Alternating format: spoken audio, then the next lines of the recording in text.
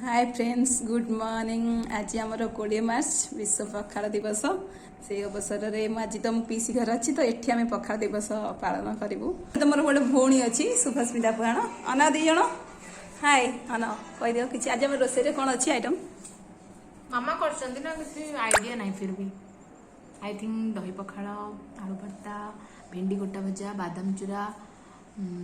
कखरा फूल भजा पोटल भजा आई थिंक समथिंग। चलतु आम देखा मोर पीयूसी माँ कौन रोसे कर किचेन जा देखिए कौन कौन पखाड़ दिवस कर पचार आज कौन आइटम है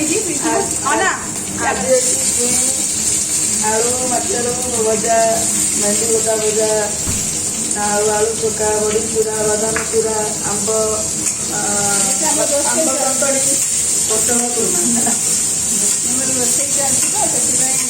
आमर पखाड़ अच्छी दही पखाड़ ता सहित पोटल कुर्मा देन बादाम चूरा काकुड़ी कंचा लंका पियाज ये छाड़ आमर भेंडी गोटा भजा बड़ी चूरा आलू पियाज कंचा पियाज देखिए चोखाई ये आमर आंब चटणी किंतु लंका अधिक पड़ी रेड रेड देखा ये आमर छुई माटी आलू भजा देखी दिंतु आमर पूरा ये आमर दही अच्छी यदि एक्सट्रा दही किए खाइबे देन एक्सट्रा दही पकई खाइबे देखी दिंतु आम पूरा पखाड़ कंसाटा केमती देखा जाउची।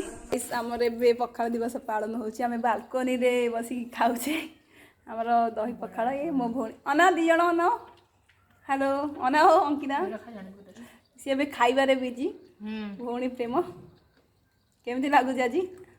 बढ़िया तुम जो बड़ा आइटम करछ ना वो बढ़िया लागछ कौन टेस्ट लागबा